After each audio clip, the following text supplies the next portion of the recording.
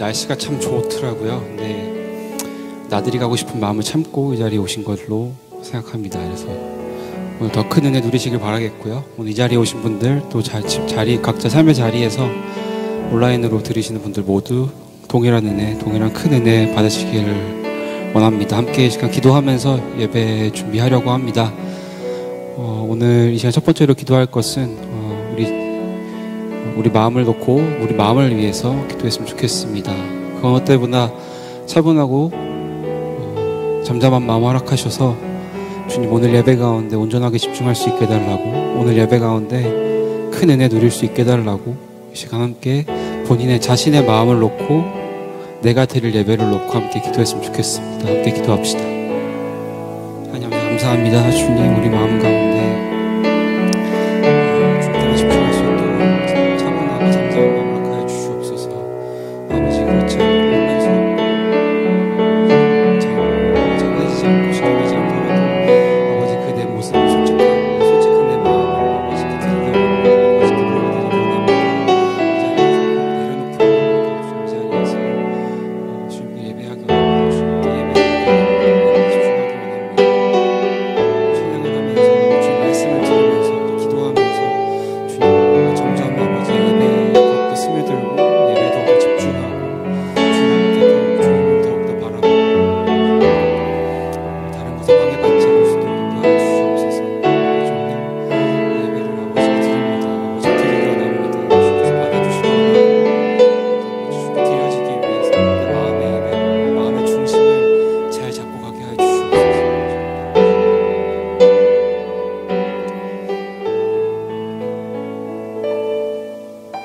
시간 마지막 한 가지 더 기도하고 찬양하겠습니다. 시간 오늘 예배 위에 한 번 더 기도했으면 좋겠습니다. 우리 공동체에게 주님 이 시간 허락하신 만큼 이 시간 우리 공동체가 하나 되어 예배 드릴 수 있도록 인도하여 주시옵소서. 우리 공동체의 예배 회복이 시작되게 해 주시옵시고 오늘 말씀을 통해서 큰 은혜 누리고 그 은혜 속에서 한 주를 살아갈 수 있는 우리 청년 공동체 될 수 있게 달라고 이 시간 함께 마지막으로 기도하고 함께 찬양하도록 하겠습니다. 함께 기도합시다.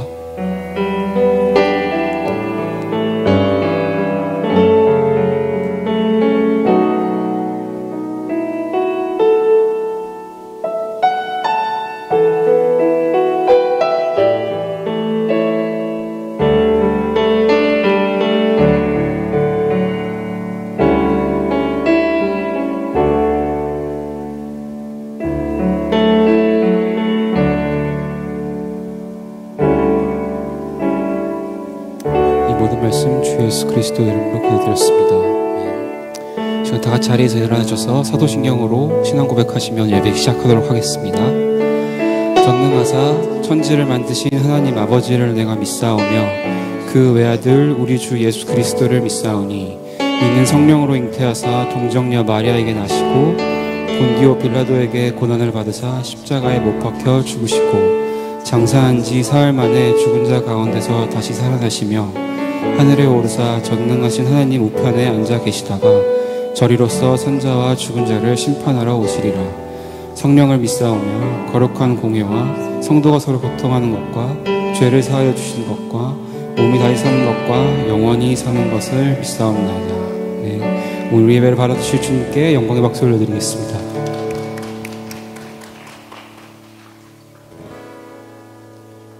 주는 나의 힘이요 주는 나의 힘이요 주는 나의 힘이요 영원히 주를 의지하리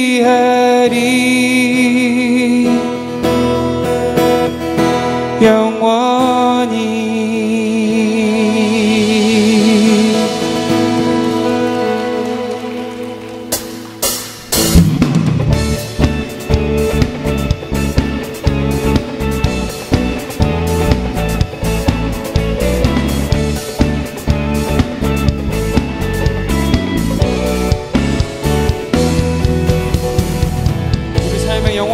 주시는 하나님 아버지를 지금 함께 찬양하기 원합니다.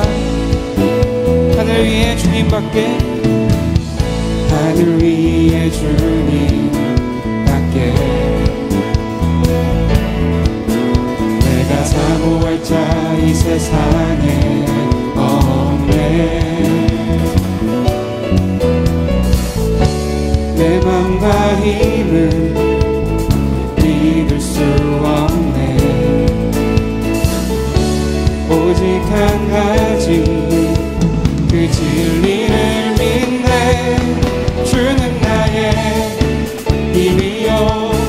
주는 나의 힘이요 주는 나의 힘이요 영원히 주를 의지하자. 한번 주는 나의 힘이요 주는 나의 힘이요 주는 나의 힘이요 영원히 주를 의지하리 영원히. 다시 한번 처음부터 고백하겠습니다. 하늘 위에 주님밖에, 하늘 위에 주님밖에 이 세상에 사모할 자 주님 말고는 없습니다. 주님, 내가 사모할 자 이 세상에 없네.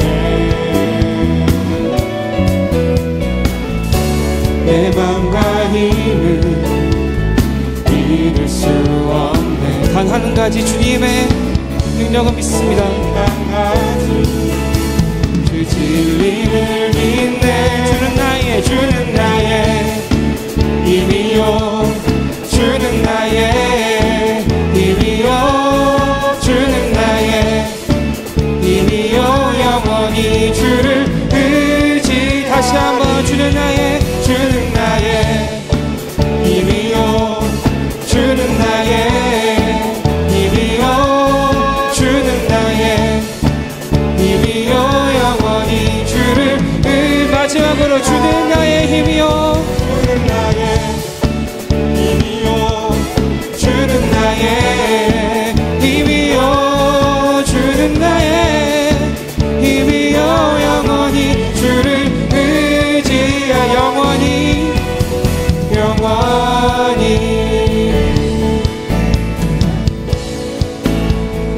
우리 위해 죽으시고 우리 위해 죽으시고 다시 사신 생명. 우리 위해 죽으시고 다시 사신 생명의 주. 주님만이 소망이요 변함없는 반석이라. 주님만이 온 세상을 비추시네. 또 죽음에서 부활하신 우리 구주 영광의 왕. 주를 믿는 모든 자의 소망 되신 주를 믿네. 함께 처음부터 고백하겠습니다. 예수 열방의 소망. 예수 열방의 소망. 예수 우리의 위로자.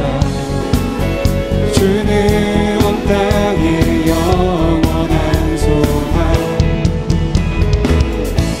예수 어둠 속의 길. 예수 변함없는 진리. 주는 온 땅의 빛이 되신 우리를 위해 죽으시고 다시 사신 생명의 주. 주님만이 소망이요 변함없는 반석이라. 주님만이 온 세상을 비추시네. 또 죽음에서 부활하신 우리 구주 영광의 왕. 주를 믿는 모든 자의 소망 되신 주님만이 소망이요 변함없는 반석이라. 주님만이 온 세상을 비추시네. 또 죽음에서 부활하신 우리 구주 영광의 왕. 주를 믿는 모든 자의 소망 되신 주를 믿네.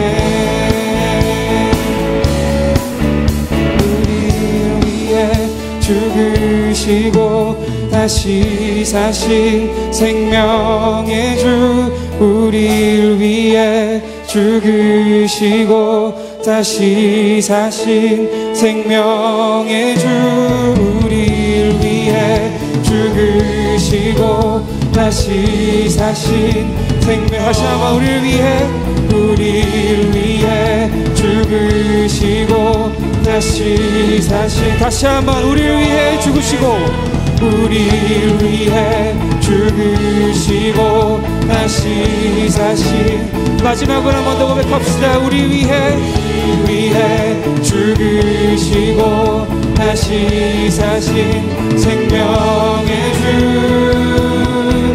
주님만이 소망이요 변함없는 반석이라 주님만이 세상을 비추시네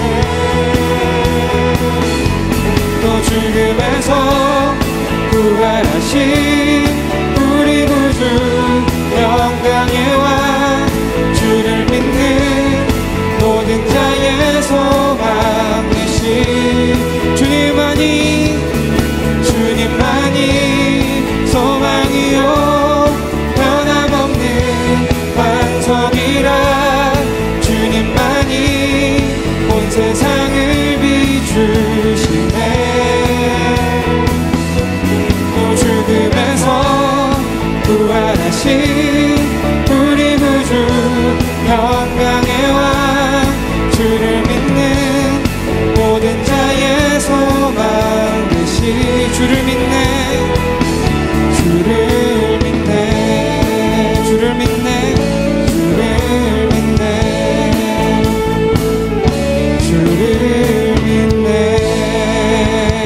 할렐루야 주님을 찬양합니다. 주님을 믿습니다. 주님만 신뢰합니다. 주님을 찬양합니다. 할렐루야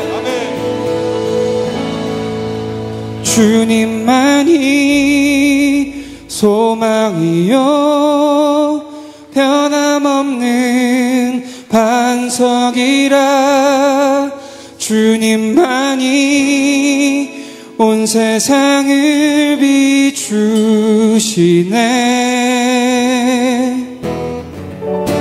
또 죽음에서 부활하신 우리 구주 평강의 왕 주를 믿는 모든 자의 소망 되신 주를 믿네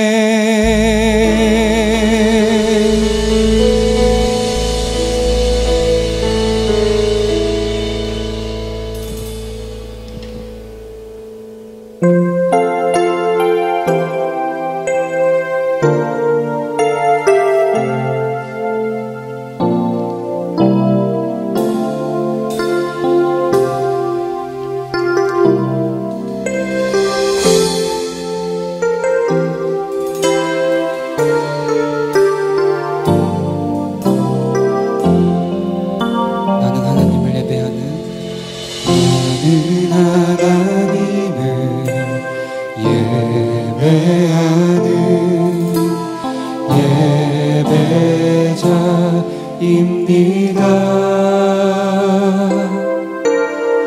내가 서 있는 곳 어디서나 하나님을 예배합니다. 다시 한번 나는 하나님을 예배하는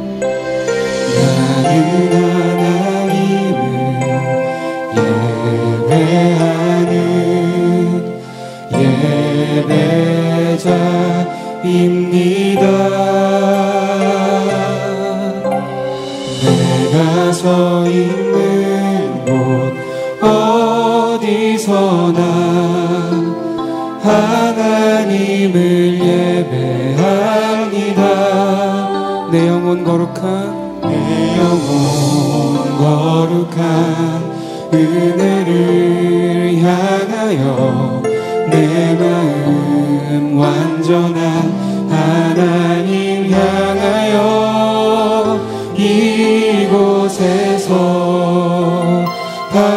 바로 이 시간 하나님을 예배합니다.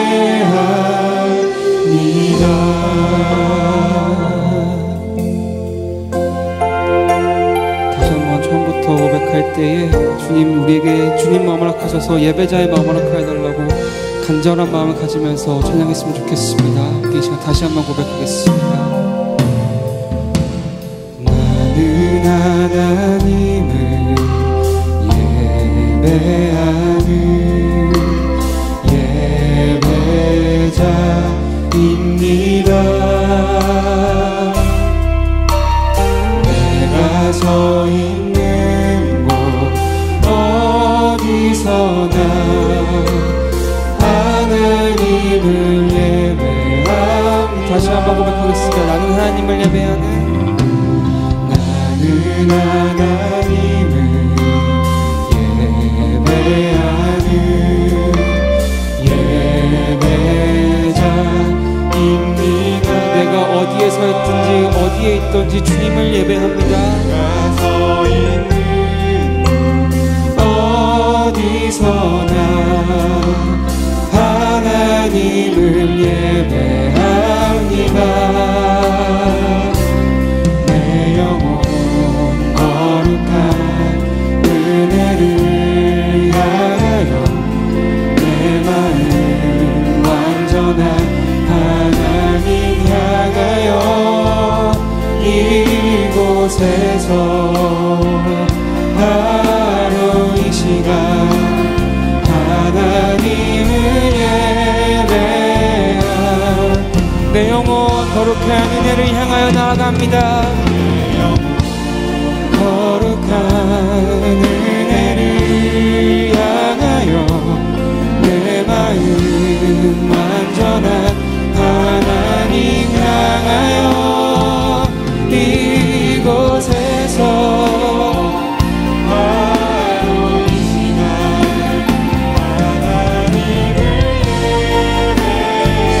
마지막으로 한 번 더 고백하겠습니다. 내 영혼 거룩한 은혜를 향하여 내 영혼 거룩한 은혜를 향하여 내 마음 완전한 하나님 향하여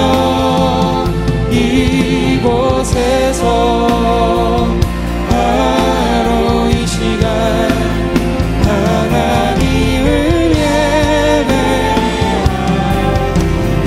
밤이나 낮이나 어제나 오늘도 주님을 찬양합니다. 어제나 오늘도 영원히 주만 찬양해.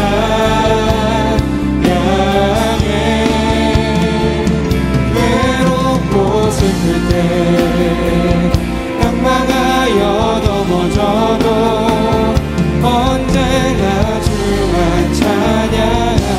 다시 한번 밤이나 낮이나 어제나 오늘도 영원히 주님을 찬양합니다. 어제나 오늘도 영원히 주만 찬양해.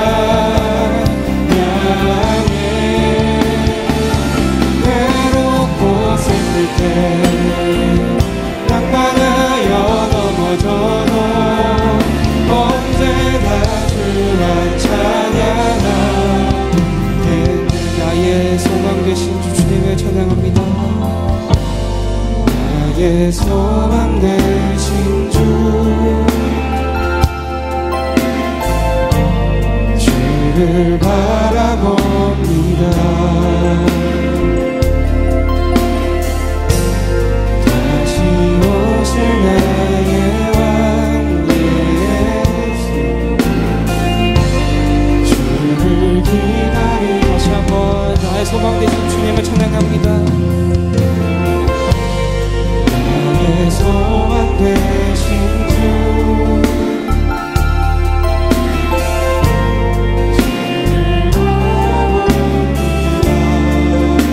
이 땅에 다시 오실 나의 왕 예수님은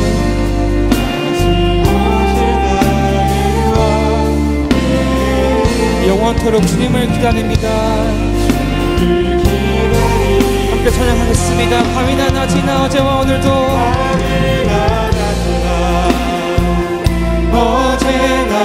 오늘도 영원히 주만 찬양해.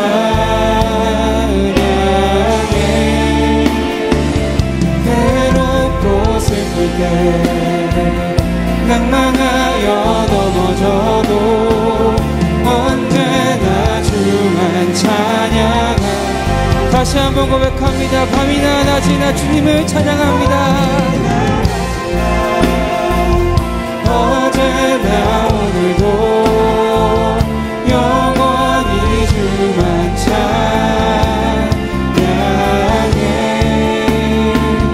괴롭고 슬플 때 낭망하여 넘어져도 언제나 주만 찬양해.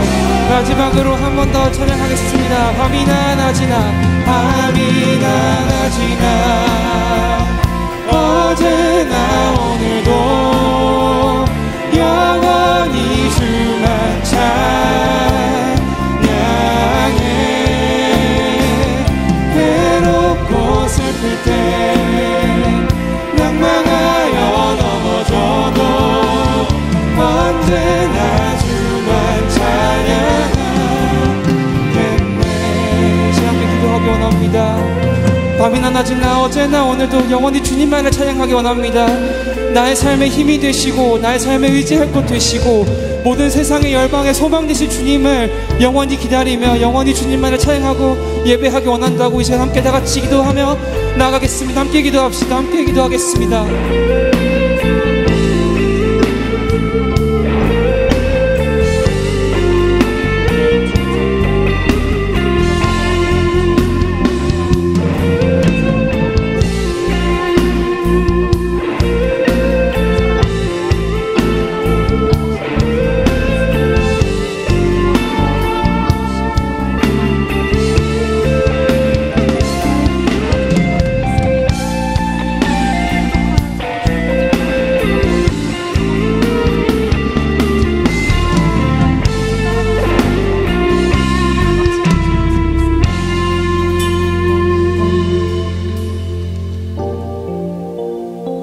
사랑이 많으신 주님, 오늘의 이 하루를 허락해 주셔서 감사합니다. 이 소중한 하루에 시간과 마음을 내어 예배를 드리는 청년들이 이 자리에 모였으니 우리의 마음을 받아주시옵소서. 주님, 그간 우리는 어떤 모습으로 일상을 살아내었나 돌아봅니다. 하나님을 믿었지만 언제나 내가 내 삶의 주인이 되어 자주 짜증내고 때때로 원망하고 가끔 감사하는 삶을 살았습니다. 예수님을 안다고 하지만 기쁘게 섬기고 기꺼이 희생하고 즐겁게 삶을 누린 적은 드물었습니다. 그러나 주님께서 말씀이 육신이 되어 우리 가운데 거하심에 우리가 그 영광을 보니 아버지 독생자의 영광이요 은혜와 진리가 충만하더라 하셨습니다. 묵상해보니 하나님은 살아있는 말씀이십니다. 그 말씀의 증거가 육신으로 오신 예수님인 줄을 믿습니다. 또한 예수님을 아는 우리야말로 하나님의 말씀이며 영광을 이미 맛본 자임을 고백합니다. 살아있는 말씀을 우리 마음에 품어 우리가 처한 모든 상황에 담대히 이길 수 있게 하소서. 하나님이 아들을 이 땅에 보내신 것처럼 우리도 우리의 자리에 보내셨음을 믿습니다. 형통과 절망도 모두 하나님께서 주관하신다는 사실 앞에 순종하며 내일 시작되는 한 주를 매 순간에 하나님의 임재를 느끼게 하소서. 말씀과 기도로 내 마음을 채우고 그 온전한 충만함을 맛보게 하여 주시옵소서. 매일 교제 속에서 죄를 떠올리게 하시고 회개하게 하시고 회개해서만 멈추지 않고 하나님께서 우리에게 주신 인생을 책임감 있게 믿는 자답게 돌아보게 하소서. 나아가 주변 사람들과 환경들을 돌고 비판하지 않고 사랑하는 예수님을 닮아가는 우리 되게 하소서. 주님, 공동체 속에 우리의 신앙이 더욱 풍성해짐을 믿습니다. 우리 청년 공동체가 다양한 형태로 모여 서로 삶을 나누고 하나님의 일하심을 나누며 더욱 깊이 하나님의 임재를 느끼는 기회가 많이 생기도록 상황과 마음을 열어주세요. 이제 말씀을 듣습니다. 말씀 전하시는 목사님께 성령 충만함 부어주시고 예배를 담당하는 모든 자들의 수고와 애씀을 헤아려 주시고 풍성한 은혜를 부어주세요. 예수 그리스도의 이름으로 기도드렸습니다. 아멘.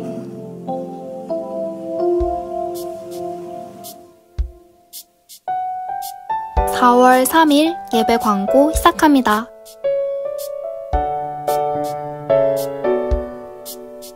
예배 전 기도의 안내입니다. 매주 주일 오후 2시 30분에 일가홀에서 예배를 위한 중보기도 모임이 열립니다. 금요 회복기도회는 매주 금요일 오후 8시에 현장과 온라인을 통해 진행됩니다.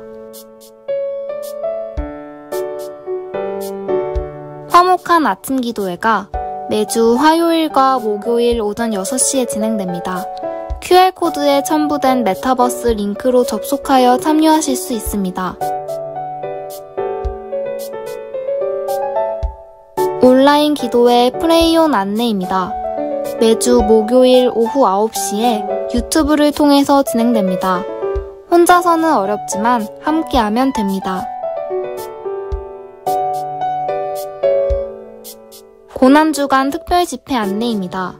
4월 11일 월요일부터 15일 금요일까지 오후 7시 30분에 현장과 온라인을 통해 진행됩니다. 집회를 위해 함께 기도해주세요.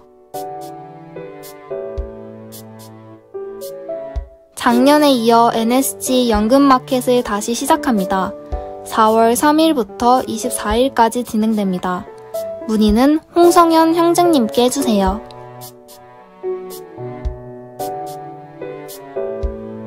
무슬림을 위한 30일 기도를 판매합니다. 4월 2일부터 5월 2일까지 진행되는 라마단 기간 무슬림들을 위해 기도해주세요. 청년 일부 동아리장 모집 안내입니다. 4월 3일 오늘까지 QR코드를 통해 신청받습니다. 문의는 융상수 형제님께 해주세요.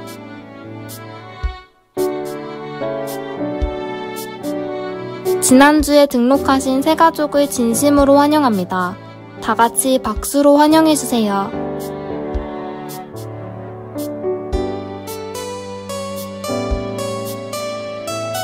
자세한 내용은 주보를 참고해주세요.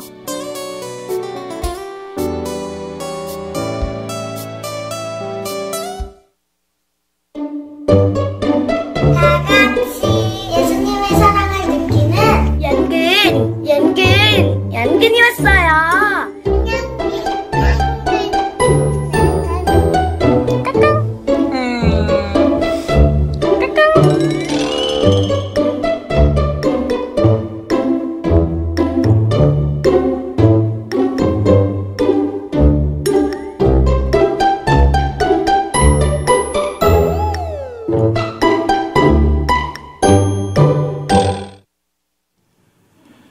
네, 여러분 반갑습니다. 기분이 좋아지는 광고네요. 주보에 없는 광고를 하나 드리겠습니다. 주보에 살펴보시면 이렇게 간지가 하나 들어가 있어요. 요거는 우리 파송 선교사님으로 계신 엘국의 김봉만 선교사님께서 엘국에서 지금 장애인들을 섬기는 사역을 하고 계십니다. 근데 이제 아무래도 우리보다는 더 개발도상국이기 때문에 장애인의 인권, 장애인의 복지, 교육에 대한 부분들이 많이 부족합니다. 그래서 그곳에서 이제 장애인 학교를 세우고 계세요.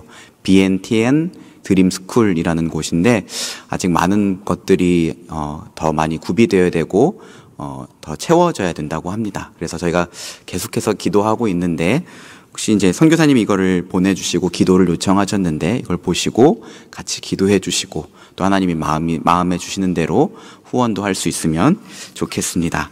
네, 4월 첫째 주 청년 예배 현장에서 또 온라인으로 함께하고 계신 여러분 모두를 주님의 이름으로 환영하고 축복합니다. 우리 주위 분들에게 이렇게 한번 인사 나눴으면 좋겠습니다. 우리는 예배자입니다. 시작. 우리는 예배자입니다. 네, 반갑습니다. 자, 오늘 우리가 함께 나눌 하나님의 말씀은 로마서 2장 17절에서 29절까지의 말씀입니다. 로마서 2장 17절에서 29절까지의 말씀, 신약성경 242면에 있습니다. 로마서 2장 17절에서 29절까지의 말씀, 저 한 절, 여러분 한 절 교독하겠습니다.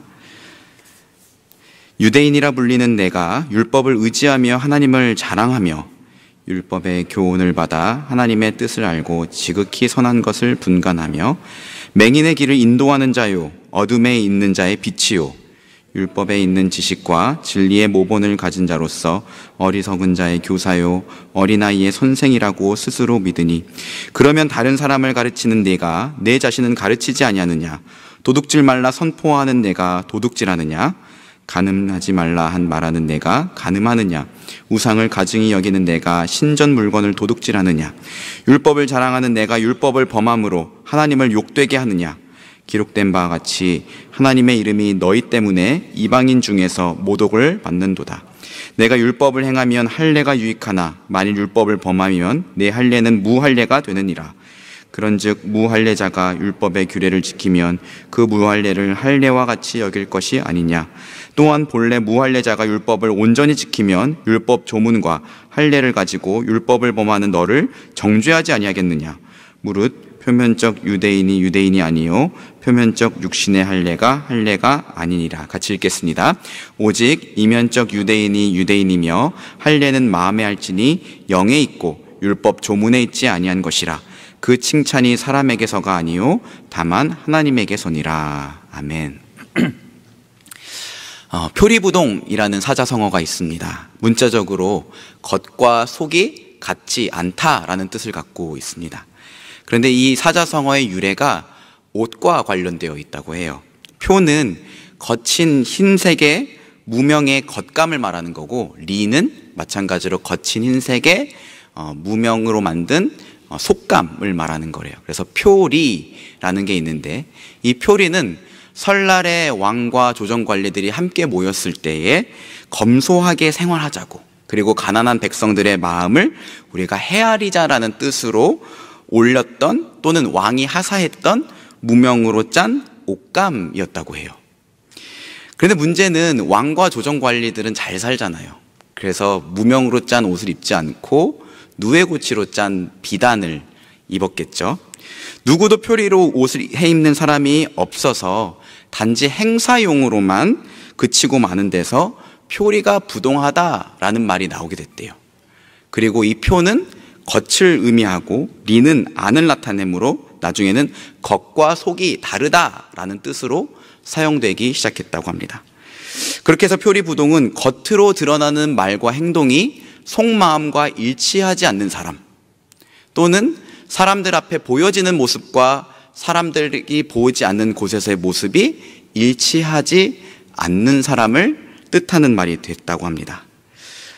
우리는 이런 표리부동한 사람을 만나면 적잖게 당황합니다.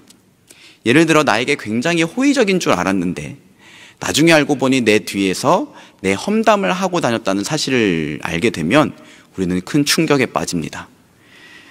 또는 여러 사람들 앞에서 하는 말과 행동을 봤을 때 굉장히 젠틀하고 신뢰할 만하고 나이스해 보였는데 개인적으로 교제를 해보니 전혀 그렇지 않을 때 우리는 실망하게 됩니다. 그런데 이러한 표리부동은 꼭 사람에게만 해당하는 말은 아닌 것 같아요. 지난주에 몇몇 청년들이 저희 집에 놀러 온다고 해서 제가 이제 장을 보러 갔습니다. 그런데 매대에 나온 딸기가 너무 빨갛게 잘 익은 거예요. 그래서 하나를 샀고 실제로 정말 맛있게 먹었습니다. 윗단까지만. 그리고 다음날 아랫단에 깔려있는 딸기를 봤는데 상태가 엉망인 거예요. 그걸 보면서 아니 요즘 같은 시대에도 아직도 이런 게 있나? 라고 생각을 했어요. 굉장히 속고 산 것 같아서 기분이 좋지 않았습니다. 늘 그렇게 생각해왔지만 이 일을 통해 새삼 깨달은 게 있는데 겉모습과 속마음이 일치한 사람이 되어야겠다. 잘 되진 않아도 다른 사람들이 보는 곳에서의 내 모습과 혼자만 있을 때의 내 모습이 일치하게 살도록 노력을 해야겠다라는 생각을 했습니다. 여러분 제가 확신하는데요. 겉과 속이 달라서 좋은 것은 이 세상에 겉바 속촉밖에 없어요. 그죠? 겉은 바삭하고 속은 촉촉할 때 맛있잖아요. 문득 이런 생각이 들었습니다. 하나님이 우리를 향해서 얘야 너는 겉으로 보기에는 참 그럴듯한데 속마음은 좀 별로인 것 같구나 라고 평가하신다면 어떡하지? 하나님이 저를 그렇게 보실까 봐 갑자기 두렵더라고요. 그런데 실제로 예수님께 그러한 평가를 받았던 사람들이 있습니다. 겉으로 보이기에 굉장히 경건하게 살면서 무지한 사람들의 교사라고 스스로 자청했던 바리새인들이 그랬어요. 마태복음 23장 26절에서 28절 말씀인데요. 예수님이 이들을 이렇게 책망하셨습니다. 눈먼 바리새인들이여, 너는 먼저 안을 깨끗이 하라. 그리하면 겉도 깨끗하리라. 화 있을진저 외식하는 서기관들과 바리새인들이여, 회칠한 무덤 같으니 겉으로는 아름답게 보이나 그 안에는 죽은 사람의 뼈와 모든 더러운 것이 가득하도다. 이와 같이 너희도 겉으로는 사람에게 옳게 보이되 안으로는 외식과 불법이 가득하도다. 그렇죠? 여러분, 바리새인들의 종교적 열심은 대단했습니다. 이들은 하나님께 제사 드리는 거, 11조 드리는 거, 또 율법을 지키는 일에 빈틈이 없던 사람들이었어요. 그래서 사람들은 그들의 모습을 보며 진짜 대단하다고 칭찬하고 그들을 존경했어요. 하지만 예수님은 달랐습니다. 예수님은 그들의 종교적 열심 그 뒤에 있는 그들의 마음을 보셨어요. 너는 먼저 안을 깨끗이 하라. 그리하면 겉도 깨끗할 것이다. 너희는 마치 회를 칠한 무덤 같구나. 겉으로는 깨끗하게 보이는데 그 속으로는 사람의 시체와 더러운 것들이 가득하다. 그 다음 말이 정말 무섭습니다. 겉으로는 사람에게 옳게 보이지만 안으로는 외식과 불법이 가득하다. 외식이란 실제로는 그렇지 않은데 다른 사람들 앞에서 의롭게 보이려고 하는 위선적 행동을 말해요. 사람들의 눈을 속인 겁니다. 굉장히 거룩하게 경건하게 사는 것처럼 사람들의 눈을 속이는 행동을 외식이라고 말해요. 그래서 사람들은 그들을 경건한 사람이라고 생각을 했어요. 하지만 사람들을 속일 수 있을진 몰라도 하나님을 속일 수는 없었던 거죠. 여러분, 우리 하나님은요, 사람의 마음을 감찰하시는 분입니다. 또 성경에 보면 이런 표현되어 있어요. 사람의 심장과 폐부를 살피시는 분이다. 우리 안에 있는 것들을 다 살펴보신다는 거죠. 위선과 외식으로 우리가 사람을 속일 수는 있어도 하나님을 속일 수는 없습니다. 오늘 본문에 보면 바울 사도가 예수님이 바리새인들을 책망하셨던 것처럼 그런 비슷한 뉘앙스로 유대인들의 문제를 지적합니다. 우리가 이전 시간에 살펴봤듯이 로마서 1장 후반부에 갑자기 바울이 하나님의 진노에 대해서 얘기를 해요. 사람들의 경건하지 않음과 그들의 불의에 대해 하나님의 진노가 하늘로부터 나타날 것이다 라고 말합니다. 로마서 1장 18절 말씀입니다. 하나님의 진노가 불의로 진리를 막는 사람들의 모든 경건하지 않음과 불의에 대하여 하늘로부터 나타나나니. 그런 다음에 구체적으로 우상숭배, 동성애와 같은 성적 문란함, 시기, 살인, 분쟁과 같은 죄들을 열거합니다. 이것들은 하나님 모르고 사는 이방인들이 주로 짓는 죄들이었어요. 그도 그럴 것이 그들은 하나님의 법을 알지 못했거든요. 하나님이 무엇을 죄로 규정하셨는지, 하나님이 무엇을 미워하시고 싫어하시는지 그들은 알지 못했어요. 그들은 그저 그 마음속에 끓어오르는 정욕과 죄성에 충실하게 살았습니다. 유대인들은 그들의 무법함, 방탕함, 문란함을 보면서 저들은 하나님의 진노를 받아 마땅하다라고 생각을 했대요. 그리고 자기들은 그들과 다르다. 왜요? 유대인들은 이방인과 달리 하나님의 법, 율법을 가지고 있었거든요. 율법을 알았고 심지어 그 율법을 가르치기도 했습니다. 본문 17절에서 20절 말씀인데요. 우리 같이 한번 좀 천천히 읽어볼까요? 시작.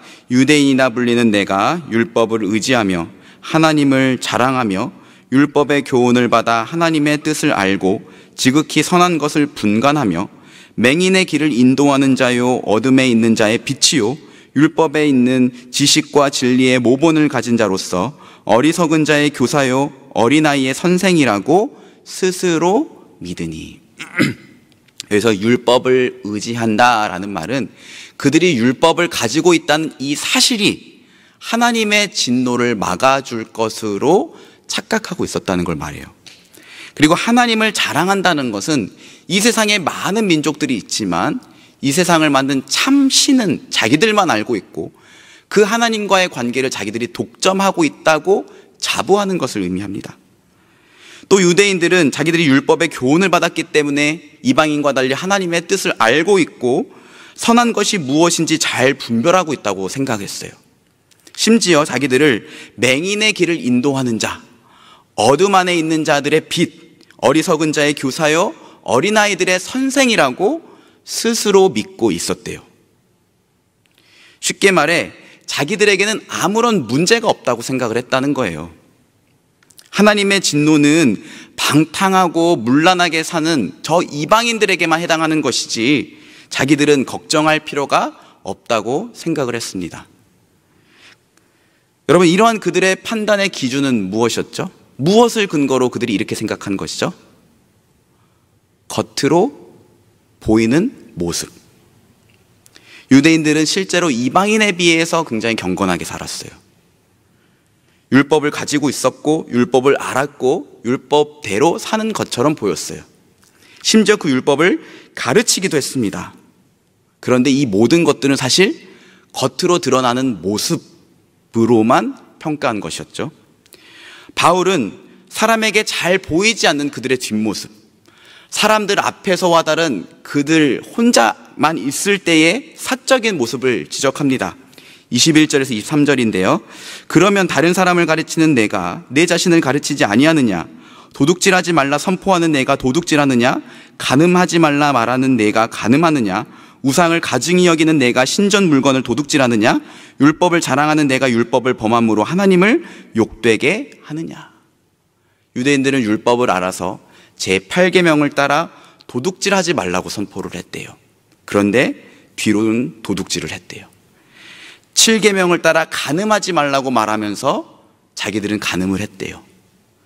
2계명을 따라 우상을 가증히 여기면서도 신전 안에 있는 물건을 훔치는 것에 대해서는 아무런 양심의 가책을 느끼지도 않았대요. 이에 대한 구체적인 설명이 없기 때문에 유대인들이 어떻게 도둑질했고 어떻게 간음했고 어떻게 율법을 어겼고 신전 안에 있는 물건들을 훔쳤는지는 잘 모르겠어요. 하나 중요한 것은 바울이 지금 지적하고 있는 것은 그들의 겉모습과 속마음, 사람들 앞에서 보이는 그들의 모습과 사람들이 보지 않는 곳에서의 모습이 달랐다는 거예요. 결국 오늘 본문 말씀은요, 그렇게 겉모습과 속마음이 다른 거, 사람들 앞에서의 모습과 자기 혼자만 있을 때의 모습이 다른 그 유대인들을 향해서 그러고도 너희가 유대인이라고 할 수 있느냐? 그러고도 너희가 하나님의 진노를 피할 거라고 생각하느냐라고 책망을 하고 있는 겁니다. 저는 어제 설교를 준비하면서 특별히 23절 말씀, 이 말씀이 깊은 찔림으로 다가왔어요. 율법을 자랑하는 내가 율법을 범함으로 하나님을 욕되게 하느냐? 이것이 마치 말씀이 하나님의 진리라고, 하나님의 말씀이 우리더러 이렇게 해야 된다고 저렇게 해야 된다고 설교하는 저와 같은 목사들을 콕 집어서 하는 말씀 같았습니다. 몇 해 전에 제가 유튜브로 오카는 목사님 설교를 들으면서 강남역의 길을 걸을 때였어요. 갑자기 그 말씀을 듣다가 마음에 막 너무 찔려서 펑펑 울었던 적이 있습니다. 오카는 목사님의 설교를 제가 좀 인용해 드릴게요. 목사님이 정말 피를 토하듯 이렇게 말씀하셨어요. 한국교회의 모든 책임은 교육자들이 져야 합니다. 교육자가 돈을 사랑하지 않는데 교인들이 돈을 사랑하려고 하겠어요? 교육자가 음란하지 않는데 교인들이 간음죄를 범하겠어요? 교육자들이 거짓말하지 않기 위해 벌벌 떠는데 교인들이 거짓말을 함부로 하겠어요? 한국교회의 총체적인 위기는 교육자가 책임져야 합니다. 입만 살았지 실상은 주님 앞에서 다 죽은 자와 같아요. 이 말씀을 듣는데 제 안에 돈을 사랑하는 마음, 음란함, 거짓과 위선이 낱낱이 드러나는 것 같았어요. 입만 살았지 실상은 주님 앞에서 죽은 자와 같다. 이 말씀이 마치 이명광, 너가 너의 말로 사람들 앞에 보여진 너의 표정과 그럴듯한 행실로 사람들을 속일 수는 있어도 내 눈은 못 속여 라고 하나님이 말씀하시는 것 같았어요. 오늘 말씀에서 바울은 또 한 가지를 문제 삼습니다. 그것은 유대인들이 자랑스럽게 여기는 할례였어요. 율법에 따르면 남자아이가 태어나면 8일째 되는 날 성기에 포피를 베는 종교 의식을 행해야 했습니다. 할례는 하나님과 맺은 언약의 증표였어요. 고대 근동 지방에서는 두 사람이 계약을 맺을 때 짐승을 반으로 쪼개놓고 그 사이를 걸어가는 의식을 했다고 합니다. 이것이 무슨 뜻이냐면, 나는 이 사람과의 계약에 신실하게 임하겠습니다. 꼭 지키겠습니다. 내가 만약 이 계약을 어긴다면 내가 이 동물과 같이 쪼개지는 벌을 받겠습니다 라는 뜻을 담고 있대요. 마찬가지로 할례는 하나님과 세상에서 가장 특별하고도 친밀한 관계라고 할 수 있는 이 언약, 그 언약을 어기면 내가 벌을 받겠습니다. 어떤 일이 있어도 이 언약을 따라 나는 하나님만 사랑하고 하나님만 섬기겠습니다 라고 하는 이 약속에 대한 증표가 할례였어요. 자, 여기서 질문. 여러분, 약속을 지키려는 마음이 중요합니까? 그 약속에 대한 증표가 중요합니까?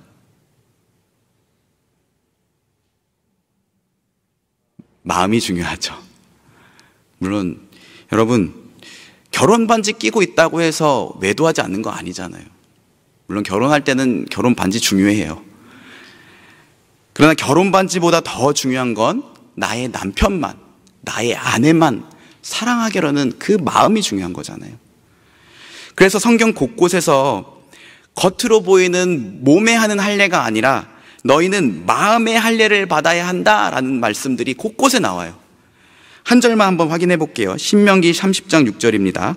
우리 같이 한번 읽어보겠습니다. 시작. 내 하나님 여호와께서 내 마음과 내 자손의 마음에 할례를 베푸사 너로 마음을 다하여 뜻을 다하여 내 하나님 여호와를 사랑하게 하사 너로 생명을 얻게 하실 것이며. 여러분, 우리가 마음의 할례를 받으면 어떻게 해야 된대요? 마음을 다하여 뜻을 다하여 하나님을 사랑하고 그로 인하여 생명을 얻게 될 거래요.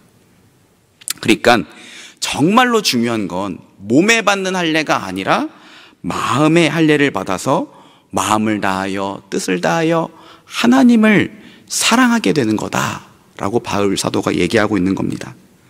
몸의 할례는 그저 그 마음의 할례를 가시적으로 보여주는 수단에 불과했어요. 그런데도 유대인은 그 몸의 할례를 받았다는 것, 이 자체로 안심하고 자기와 하나님의 관계는 아무런 문제가 없다고 생각했습니다. 이것이 유대인들의 큰 착각이었어요. 그런데 오늘 말씀에서 바울이 유대인들의 착각을 바로잡습니다. 본문 28절에서 29절 말씀인데요, 우리 같이 한번 읽어봅시다. 무릇 표면적 유대인이 유대인이 아니요 표면적 육신의 할례가 할례가 아니니라. 오직 이면적 유대인이 유대인이며 할례는 마음에 할지니 영에 있고 율법 조문에 있지 아니한 것이라.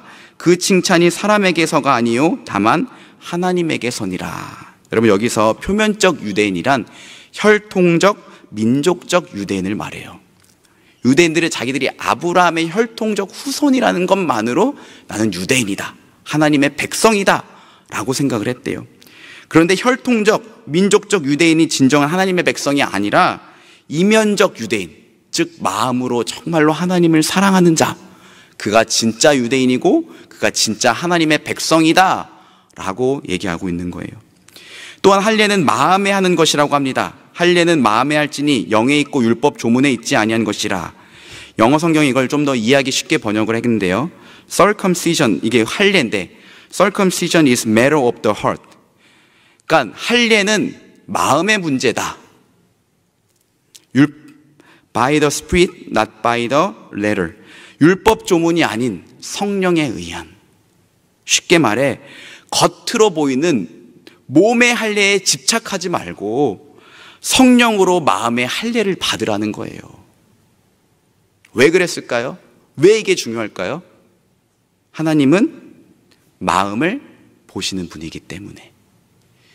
오늘 28절 29절 말씀을 보면요, 표면적, 자꾸 영어를 써서 죄송합니다, 이해를 돕기 위해서 outward, 이면적, inward, 육신, physical, 마음, heart, 이 개념들을 철저하게 대조시키고 있어요. 사람은요 outward와 physical을 봅니다. 근데 여러분, 우리의 모든 문제는 이 inward와 heart를 보지 못하고 outward와 physical에 집착하는 데서 생겨나는 거예요. 아담과 하와가 하나님의 명령을 어기고 선악을 알게 하는 나무의 열매를 먹었던 이유는 그 나무가 먹음직하고 보암직하고 지혜롭게 할 만큼 탐스럽게 생긴 것을 보았기 때문이었어요.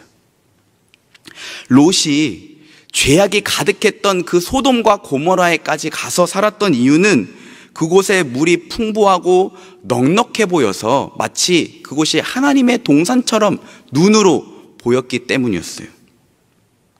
심지어 사무엘 선지자와 같은 사람들도 보이는 모습에 현혹됐던 때가 있습니다. 사무엘상 16장 6절에 7절인데요.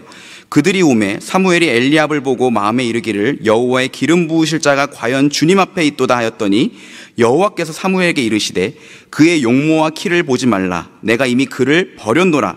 내가 보는 것은 사람과 같지 아니하니 사람은 외모를 보거니와 나 여호와는 중심을 보느니라 하시니라. 우리 잘 아는 말씀이죠. 사무엘은 엘리압을 보는 순간 딱 이 사람이다 라고 생각을 했대요. 키가 크고 용모가 수려해서 이 사람이 왕이 될 만한 인물이다 라고 생각을 했대요. 근데 하나님 뭐라고 하십니까? 그의 용모와 키를 보지 말라. 내가 이미 그를 버렸노라. 내가 보는 것은 사람과 같지 아니하니 사람은 외모를 보거니와 나 여호와는 중심을 보느니라.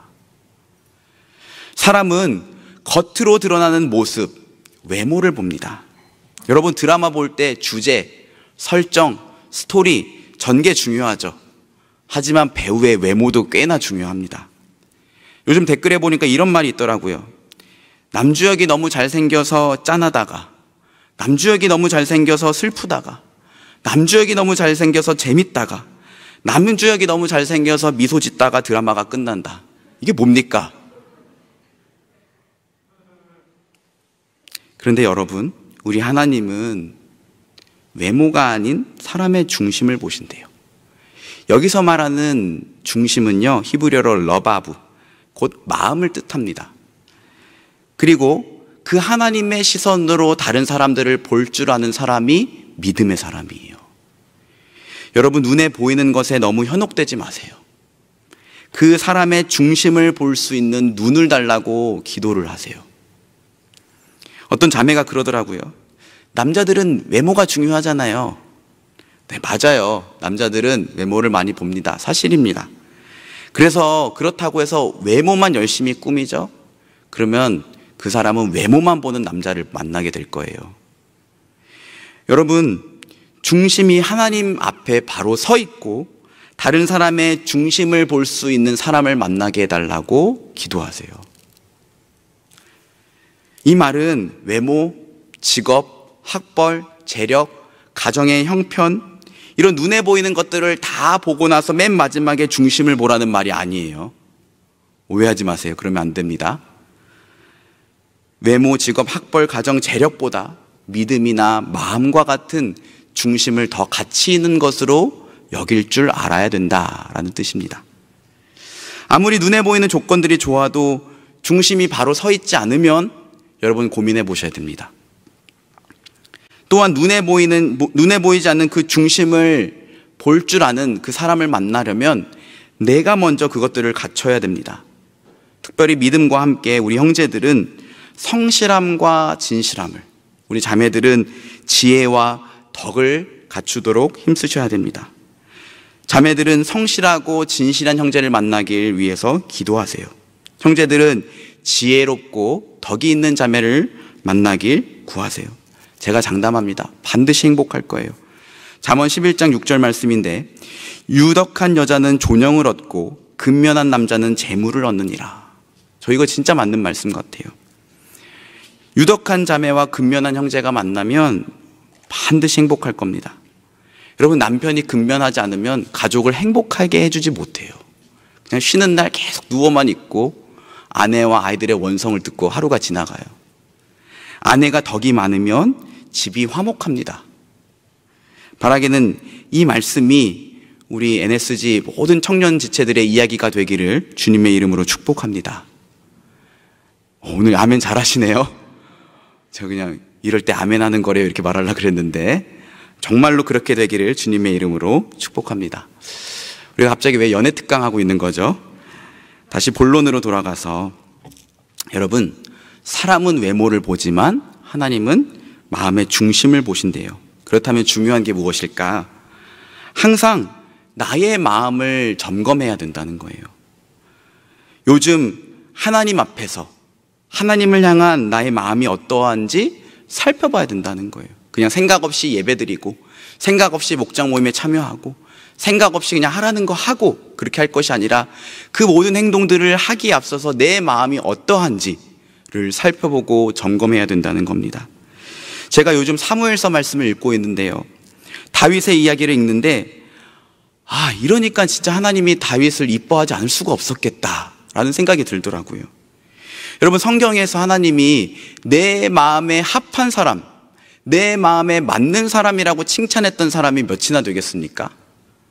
성경에서 그런 칭찬받은 사람은 다윗밖에 없어요.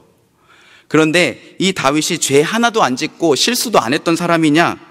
그렇지 않습니다. 우리가 잘 아는 것처럼 다윗은 부하의 아내를 탐해서 간음했어요. 그리고 그 죄를 덮기 위해서 자기의 충성스러운 부하를 죽게 했습니다. 하나님의 뜻을 어겨서 인구조사 강행하다가 하나님께 큰 벌을 받은 적도 있어요. 그럼에도 불구하고 다윗이 나온 말씀들을 자세히 들여다보면 그가 정말로 온 마음으로 하나님을 사랑했다는 것을 알 수가 있어요. 골리앗이 이스라엘과 전쟁에서 40일 동안 아침 저녁으로 나와서 하나님을 욕했대요. 근데 그 이스라엘 군대 중에 골리앗이 두려워서 골리앗에 맞서서 나서는 사람이 아무도 없었대요. 40일 동안.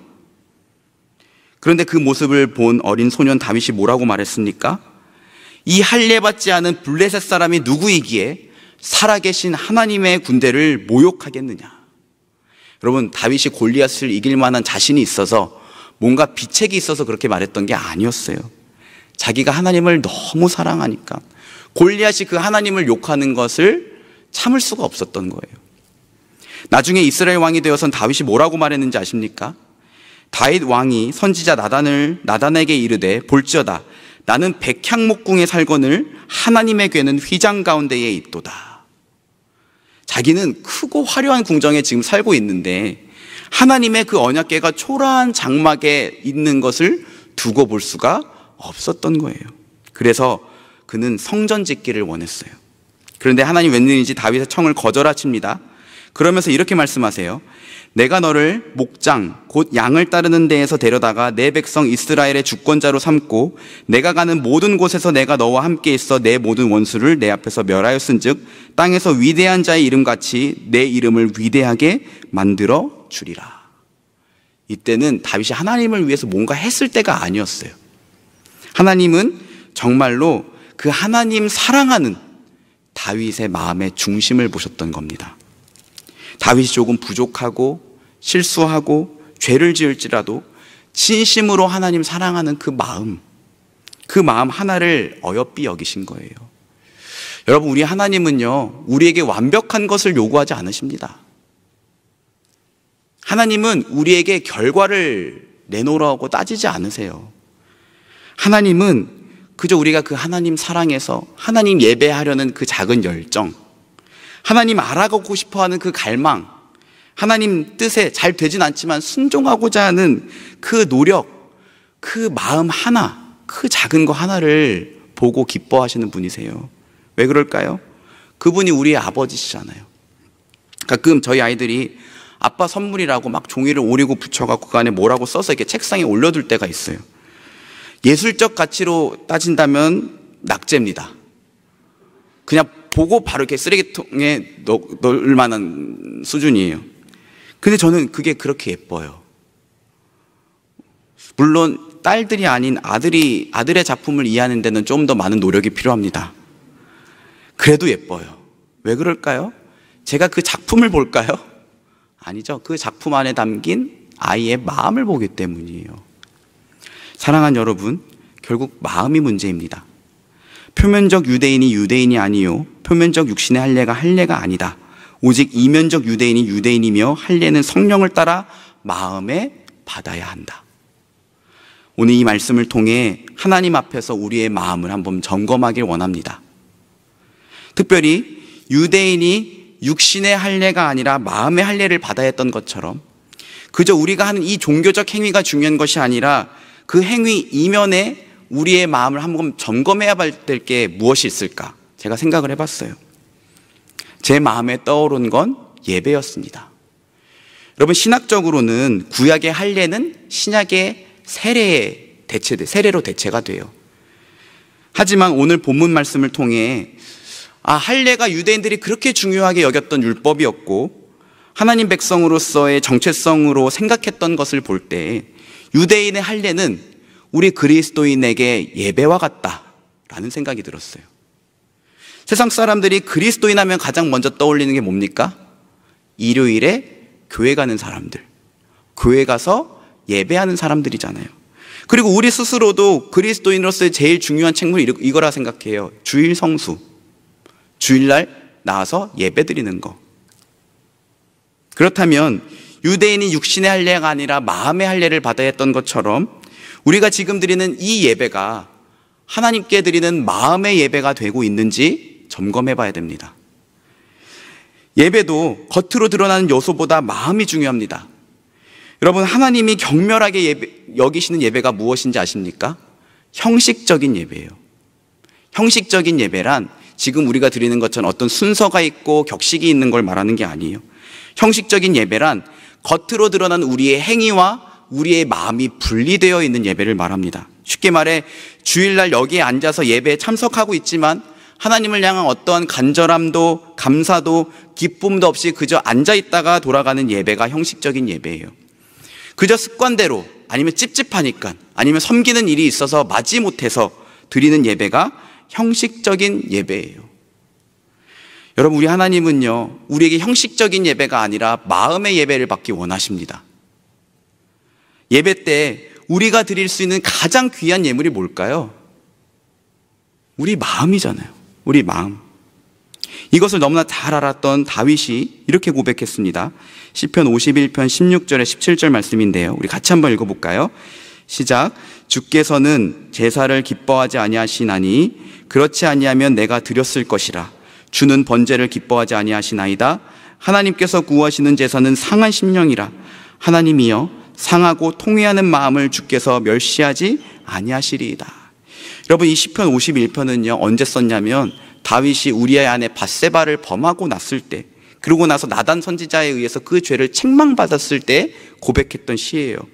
다윗이 이렇게 말하는 겁니다. 하나님이 만약 제사 그 자체를 기뻐하셨더라면 제가 이미 제사를 드렸을 것입니다. 왜요? 다윗의 집에는 제사 드릴 양과 소와 염소가 풍부했거든요. 언제라도 제사 드릴 수 있었어요. 그런데 그가 죄를 깨닫고도 바로 제사 드리지 않았던 이유는 무엇일까? 하나님은 제사 그 자체가 아니라 제사 드리는 사람의 마음을 보신다는 것을 알고 있었기 때문이에요.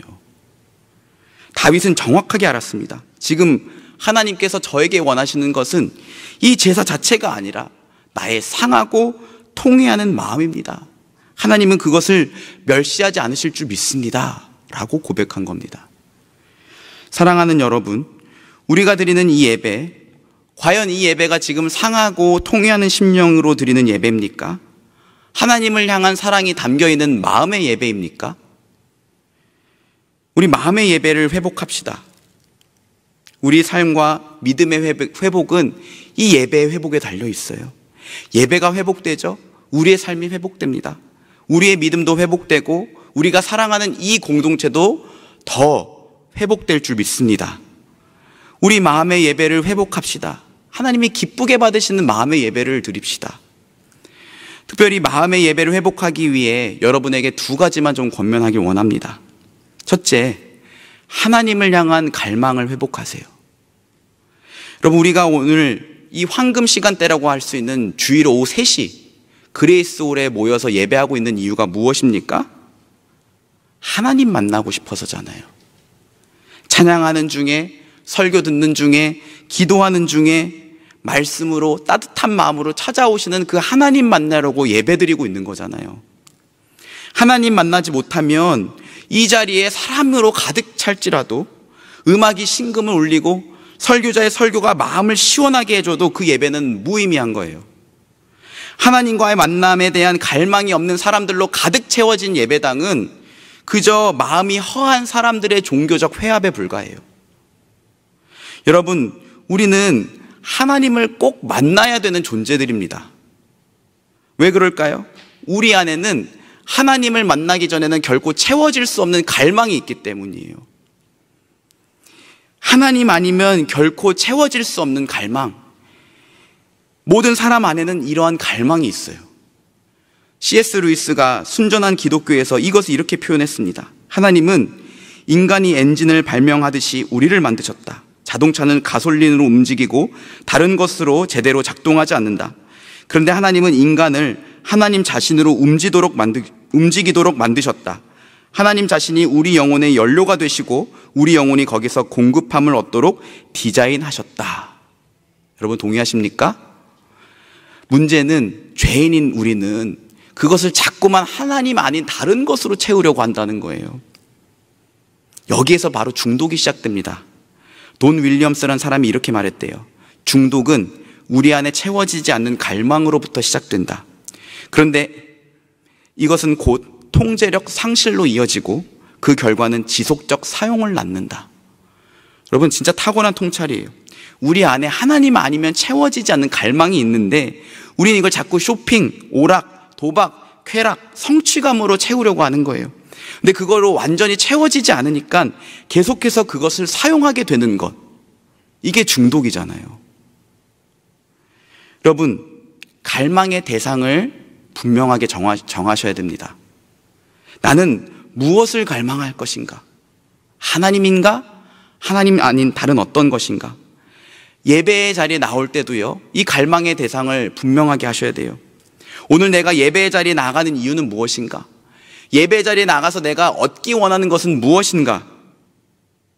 여러분, 우리는 하나님 아닌 다른 것으로 나를 채우려는 모든 헛된 시도들을 포기해야 됩니다. 그리고 정말 하나님 한 분만으로 배부르고 만족하게 되기를 원하는 마음으로 예배를 드려야 됩니다. 시편 42편 1절 2절 말씀인데 우리 같이 한번 읽어볼까요? 시작. 하나님이여, 사슴이 시냇물을 찾기에 갈급함같이 내 영혼이 주를 찾기에 갈급하니이다. 내 영혼이 하나님 곧 살아계신 하나님을 갈망하나니 내가 어느 때에 나아가서 하나님의 얼굴을 배울까? 여러분, 이 시편 저자의 그 하나님을 만나고자 하는 그 갈망이 느껴지십니까? 마치 사슴이 너무 목말라서 시냇물을 찾아 헤매는 것처럼 내 영혼이 하나님 그렇게 만나기를 원합니다. 내 영혼이 그렇게 하나님 만나기를 소원합니다.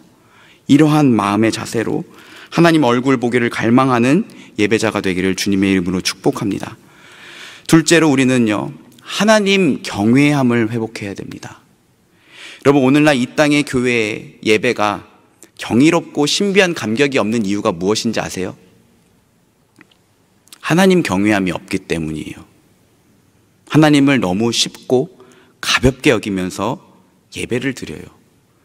당연히 경이로움이 있을 수 없죠. 신비함이 있을 수 없죠. 도널드 맥클로우 박사는 평범해진 하나님이라는 책을 썼어요. 이 책에서 이렇게 말합니다. 우리의 문제를 아주 날카롭게 지적해요. 오늘날 거의 대부분의 교회에서 주일 예배 때 회중들이 아주 편안하게 하나님과 만나고 있음을 볼 수 있다. 회중들의 하나님은 그들의 교리에도 잘 맞아 들어가고 그들이 하는 사회운동도 적극적인 지지를 아끼지 아니하며 각 개인의 영적 경험도 충족해준다. 그렇지만 교회 안에서 경외나 신비감은 찾아보기 힘들다. 설교가 성공적으로 마칠 수 있을지 걱정하는 목사의 손바닥에만 땀이 차 있으며 봉헌성을 부르려는 솔리스트 무릎만이 떨리고 있을 뿐이다. 지금 제 이야기. 설교를 다 마칠 수 있을까? 예배 드리지만 그 예배의 대상이 되시는 하나님을 향한 경외함이 우리에게 부족한 것 같아요. 예배가 편해서 너무 편한 나머지 경이로움과 신비함은 찾아볼 수가 없습니다. 다윗은 달랐어요. 여러분, 다윗은 이 경이로움과 감격으로 하나님을 기뻐했습니다. 사무엘상 6장 13절 14절 말씀인데요, 여호와의 궤를 맨 사람들이 6걸음을 가매 다윗이 소와 살진 송아지로 제사를 드리고 다윗이 여호와 앞에서 힘을 다하여 춤을 추는데 그때에 다윗이 배 에봇을 입었더라. 다윗이 왕이 되고 나서 전쟁 빼고 그가 왕으로서 가장 먼저 했던 거는 뭐냐면 그의 성으로 하나님 언약궤를 들여오는 거였어요. 그가 왕이 되어 보니 이 성 안에는 너무나 좋고 그가 누릴 것들이 너무나 풍부했지만 하나님으로만 채워질 수 있는 그 갈망이 그의 안에 있었기 때문에 그래요. 그런데 이 제사장들이 언약궤를 메고 들어올 때 다윗이 이렇게 했대요. 6걸음을 갈 때마다 제사를 드렸대요. 그럼 도대체 몇 번 제사를 드렸을까요? 수도 없이 제사를 드렸겠죠. 화려한 왕복을 벗고 배 에봇을 입었대요. 배 에봇은 제사장이 아닌 평민들이 제사를 드릴 때나 아니면 종교적 축제가 있을 때 입었던 옷이래요. 또 왕으로서의 체면을 버리고 하나님 언약궤 앞에서 춤을 췄대요. 그것도 그냥 춘 게 아니라 힘을 다해 춤을 췄다고 합니다. 여러분, 다윗이 왜 그렇게 힘을 다해 춤을 췄을까요? 수우파에 나아가려고? 왕복옷을 벗고 배 에봇을 입었던 이유는 무엇일까요? 6걸음 갈 때마다 제사를 드렸던 이유는 무엇일까요? 지금 다윗은 하나님 앞에서 자기를 철저하게 낮추고 있는 거예요. 하나님을 경외하기 때문에, 하나님을 두려워하면서도 하나님을 사랑하고 그분을 간절히 높이기를 원했던 거예요. 다윗의 하나님 경외함이 자기를 낮추어 자기의 최선의 것을 드리는 것으로 나타났던 겁니다. 여러분, 우리는 이렇게 예배하고 있나요? 경외하는 하나님 앞에서 자기를 낮추어 자기의 최선의 것으로 하나님께 예배드리고 있나요? 제가 설교를 준비하면서 곰곰이 좀 생각해 봤어요. 안타깝지만 우리 예배는 하나님 경외하지 않음으로 많은 요소들이 채워져 있어요. 우선 첫째, 몇 가지만 지적해 볼게요. 너무 많이 지각해요. 우리 예배 시간이 오후 3시인데 그때 보면 그레이스 홀의 반도 차지 않아 있어요. 한참 찬양을 하고 한 3시 반쯤 돼서야 자리가 채워집니다. 물론 부득이한 사정이 있으면 늦을 수 있죠. 그렇지만 양심의 손을 얹고 우리가 생각해 보건대 지금 우리의 모습은 하나님을 경외함도 하나님을 향한 우리의 최선도 아니에요. 여러분, 교수님이나 회사의 사장님이랑 약속이 있다고 생각해 보세요. 늦으시겠습니까? 혹시나 지각을 하게 된다면 마음이 불편하겠죠. 하다못해 코너 돌면 마치 뛰어온 것처럼 하고 나타나겠죠. 그런데 예배를 듣는 우리들의 모습에서는 아무런 불편함도 느껴지지 않아요. 물론 하나님은 우리가 예배 시간에 좀 늦는다고 해서 여러분을 미워하시거나 복을 걷어가시거나 벌을 내리시는 분이 아니세요. 제가 이 믿음 가지고 청년일부 목회자일 때 예배에 늦는 모든 분들을 반갑게 맞이했어요. 조금 친하면 그래도 잔소리하고 싶어서. 몇 번 당해본 분들 계시죠? 제가 친해서 그렇게 했다고 생각하세요. 교회에 와서 정죄감을 받는 것이 아니라 따뜻한 사랑을 느끼고 가게 해주고 싶었어요. 그렇지만 다시 한번 생각해 보자는 거예요. 지금 이 모습이 정말 하나님을 경외하고 그 하나님께 대한 최선일까? 둘째로, 헌금을 안 해도 너무 안 해요. 여러분, 우리 한국교회는 헌금을 지나치게 종용하고 그 헌금을 투명하지 않게 사용해서 많은 문제를 일으켰어요. 그런데 적어도 우리 교회는 아닌 것 같아요. 헌금 바구니를 돌리지도 않고요. 목회자들이 헌금에 대해서 설교하는 경우가 거의 없어요. 왜 그럴까요? 어차피 헌금은 억지로 하는 게 아니라 하나님이 자원하는 것을 기뻐하시니까. 하지만 최근에 우리가 헌금을 안 해도 너무 안 한다는 그 모습을 보면서 이거를 가르치지 않는 것은 목회자의 직무유기다 라는 생각이 들었습니다. 여러분, 헌금이 무엇입니까? 하나님이 돈이 부족해서 여러분에게 바구니 돌리는 것입니까? 아닙니다. 헌금은 우리에게 있는 모든 것이 하나님께로부터 왔음을 인정하고 감사의 마음을 표현하는 거예요. 또 헌금은 이 물질 안에 우리의 믿음과 삶도 함께 이 물질과 함께 올려드립니다 라고 하나님 앞에 헌신을 표현하는 거예요. 또 헌금은 나는 하나님의 통치를 받는 당신의 백성입니다 라고 표현하는 거예요.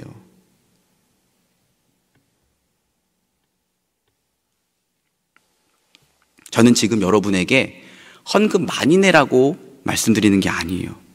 하나님을 경외하는 마음으로 헌금을 드리자는 겁니다. 여러분, 주일 예배 준비하는 시간이 일주일에 어느 정도 되십니까? 적어도 헌금을 준비하는 시간, 예배를 위해 주중에 기도하는 시간 정도는 하나님 앞에 드릴 수 있으면 좋겠습니다. 헌금을 드리기 위해 은행에 가서 현금을 인출하고 고이 펴서 성경책 속에 넣어두고 예배를 위해서 기도해 보세요. 저는 장담합니다. 예배를 대하는 우리의 태도가 달라지고 예배의 감격이 살아날 거예요. 헌금을 내서 복 받는 게 아니라 그것이 하나님을 경외하는 마음이기 때문에 그렇습니다. 셋째, 마지막인데요. 예배 시간에 사람들의 눈치를 너무 봐요. 제가 지난 5년간 지켜보니까 우리 NSG의 문화는 젠틀이에요. 젠틀합니다. 젠틀하다는 건 신사적이고 좋은 거예요. 그러나 반대로 말하면 지나치게 눈치를 보고 서국적이라는 말도 됩니다. 실제로 예배드리는 우리의 모습은 조금 경직되어 있어요. 우리 공동체는요, 어디 내다 놔도 자신 있게 자랑할 만큼 말씀에 대한 진중함이 있습니다. 지금 제 설교 이렇게 긴데 여러분이니까 들어주시는 거죠. 어디 가서 제가 이렇게 할 수 있겠습니까? 말씀에 대한 진중함은 있어요. 하지만 우리는 과연 이 예배에 나의 모든 것을 쏟고 있는가? 라고 생각했을 때는 조금 의문이에요. 3년 전에 탄자니아 아울리치에 갔을 때 현지 교회 예배에 드리러 간 적이 있습니다. 그때 참 많이 놀랐습니다. 30도 불볕 더위에 시멘트 벽돌로 만든 건물, 그 안에 에어컨은 물론 선풍기가 하나도 없어요. 거기서 예배를 3시간을 드려요. 찬양 1시간, 목사님 설교 1시간, 또 일어나서 찬양하고 서로 안수 주고 기도하고 1시간. 그러니까 제가 지금 여러분 앞에서 앞으로 설교 길게 하겠습니다 라고 말씀드리는 게 아니라, 그 예배에서 제가 정말 인상 깊었던 게 뭐냐, 그들은 예배에 자기의 모든 것을 쏟고 있는 것 같았어요. 진짜 기쁘게 찬양하고 말씀 들을 때마다 아멘 하고 뜨겁게 기도하고, 신학적으로는 우리와 좀 다르고 오류가 있어 보일지 몰라도 정말 예배에 모든 것을 쏟고 있다라는 게 느껴졌어요. 여러분, 사람과 사람 사이에서 진짜 답답한 게 뭔지 아십니까? 상대방의 마음을 알 수 없다는 거예요. 상대방의 마음을 알려면 그 사람이 자기의 마음을 표현해 줘야 돼요. 당연한 거잖아요. 그렇죠? 마찬가지입니다. 하나님이 우리에게 원하시는 것은 티켓 판매가 아니에요. 하나님은 지금 이 자리를 여러분의 머릿수로 채우기를 원하시는 게 아닙니다. 하나님은 당신을 만나러 온 그 자녀들의 마음을 알기를 원하세요. 물론 전지전능하시는 하나님은 여러분이 고하기도 전에 이미 여러분의 마음을 알고 계시겠죠. 그러나 우리가 직접 우리의 마음을 표현하는 것을 하나님이 기뻐하신다는 겁니다. 사무엘상 1장 15절 말씀 우리 같이 읽어볼까요? 시작. 한나가 대답하여 이르되 내 주여 그렇지 아니하니이다. 나는 마음이 슬픈 여자라. 포도주나 독주를 마신 것이 아니요 여호와 앞에 내 심정을 통한 것뿐이오니. 한나는 난임으로 고생하는 여성이었대요. 자녀가 없어서 멸시를 당하던 슬픈 사람이었어요. 그녀가 할 수 있는 게 아무것도 없었습니다. 딱 하나, 하나님 앞에 나와서 하나님께 자기의 심정을 통하는 거예요.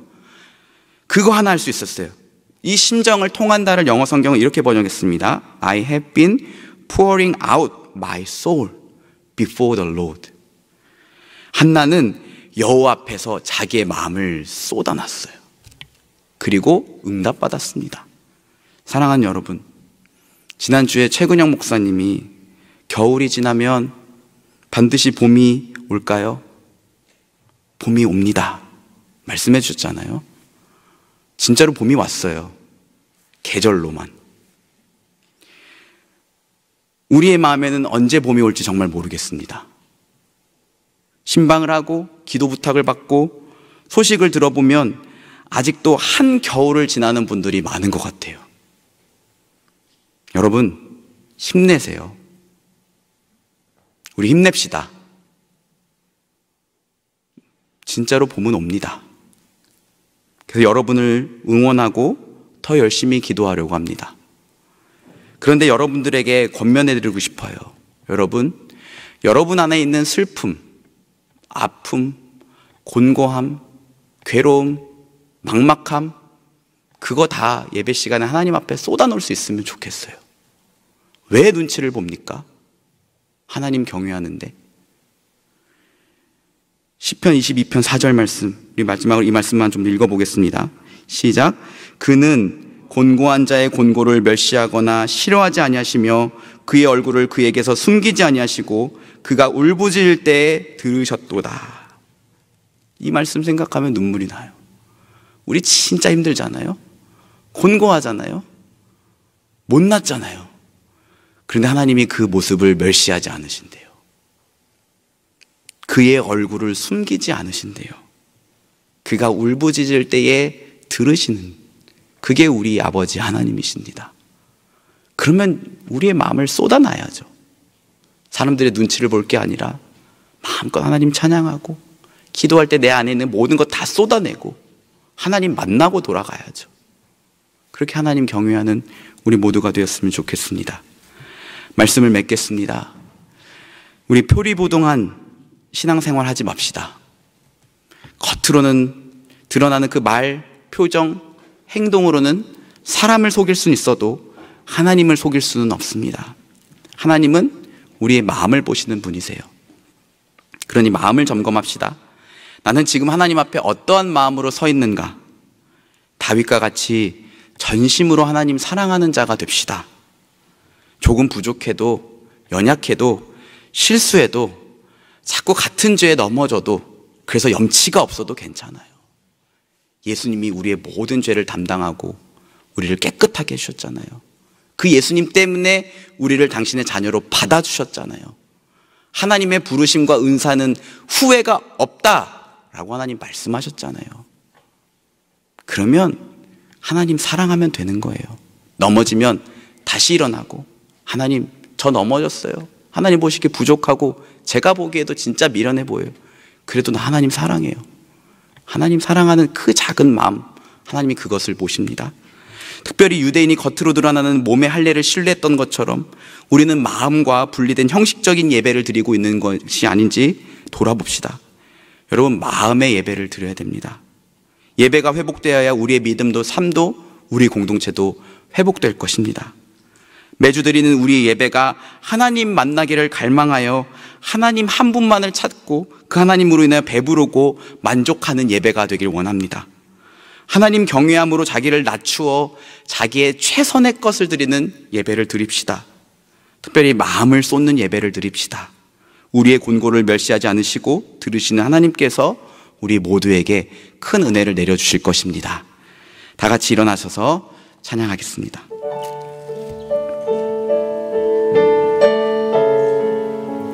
우리 마음의 예배라는 찬양인데요, 우리 같이 함께 찬양합시다.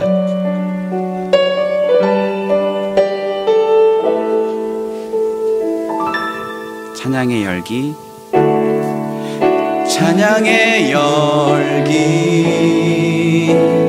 모두 끝나면 주 앞에 나와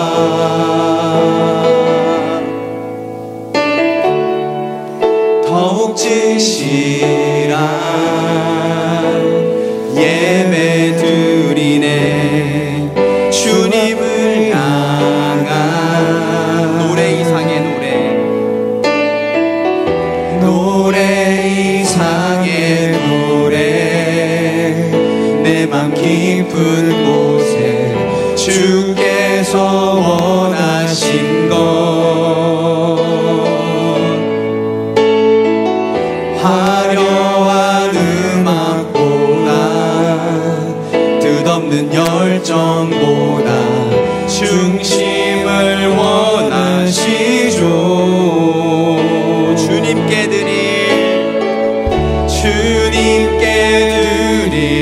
마음의 예배, 주님을 위한 주님을 향한 예배, 중심 잃은 예배 내려놓고 이 이제 나 돌아와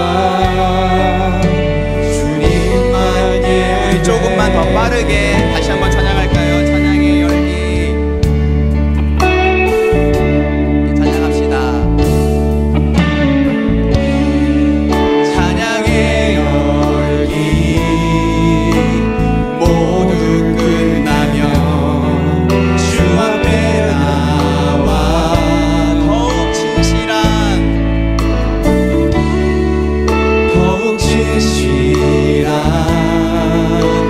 예배 드리네.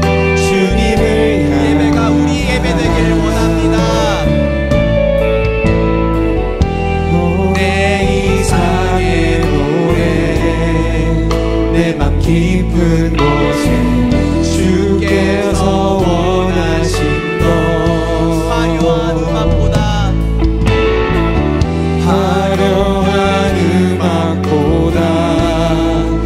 없는 열정보다 중심을 원하시죠. 우리 함께 찬양합시다. 주님께 드릴 마음의 예배 주님을 향한 노래 중심 잃은 예배 이제 나 돌아와 주님만. 2절 찬양할까요? 영원하신 왕